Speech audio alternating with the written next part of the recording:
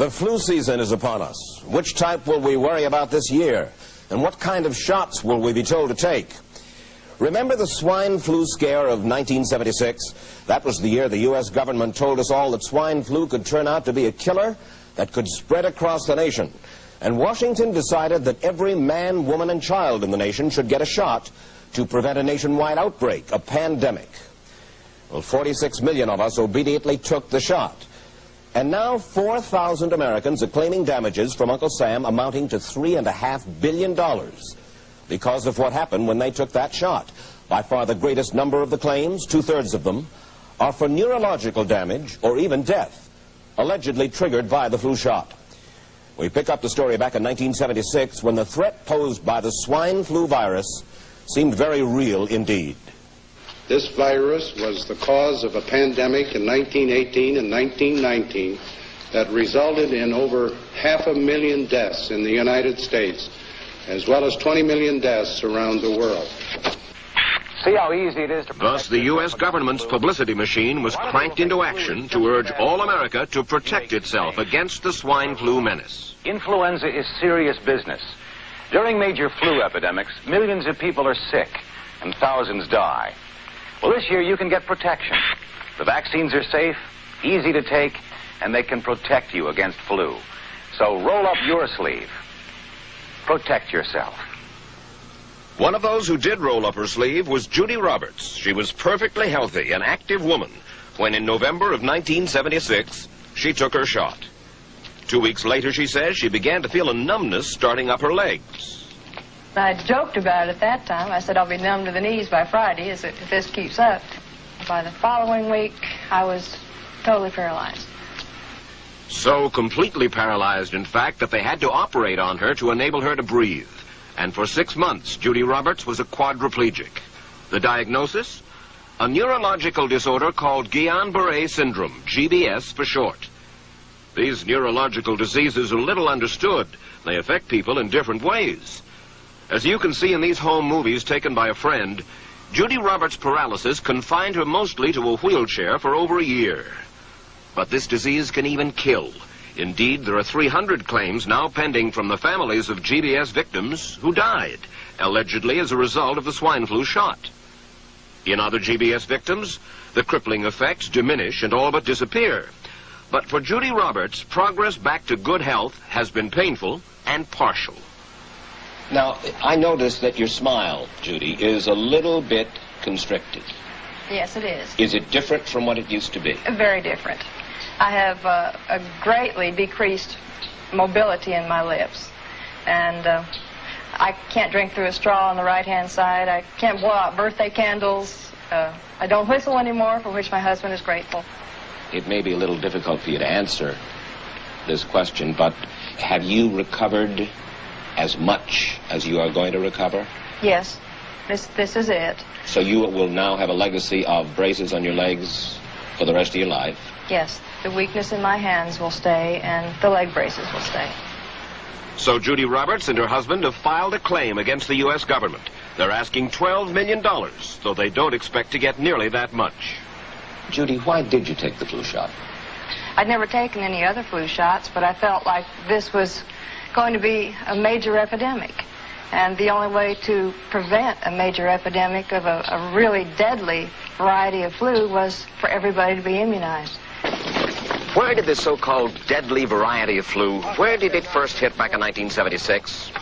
It began right here at Fort Dix in New Jersey in January of that year when a number of recruits began to complain of respiratory ailments, something like the common cold. An Army doctor here sent samples of their throat cultures to the New Jersey Public Health Lab to find out just what kind of bug was going around here. One of those samples was from a Private David Lewis who had left his sickbed to go on a forced march. Private Lewis had collapsed on that march, and his sergeant had revived him by mouth-to-mouth resuscitation. But the sergeant showed no signs of illness. A few days later, Private Lewis died. If this disease is so potentially fatal that it's going to kill a young, healthy man, a middle-aged school teacher doesn't have prayer. The New Jersey lab identified most of those soldiers' throat cultures as the normal kind of flu virus going around that year, but they could not make out what kind of virus was in the culture from the dead soldier and from 4 others who were sick. So they sent those cultures to the Federal Center for Disease Control in Atlanta, Georgia for further study. A few days later, they got the verdict: swine flu.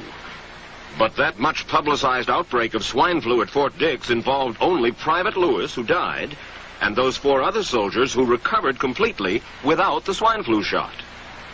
If I had known at that time that the boy had been in a sick bed, got up, went out on a forced march, and then collapsed and died, I would never have taken a shot.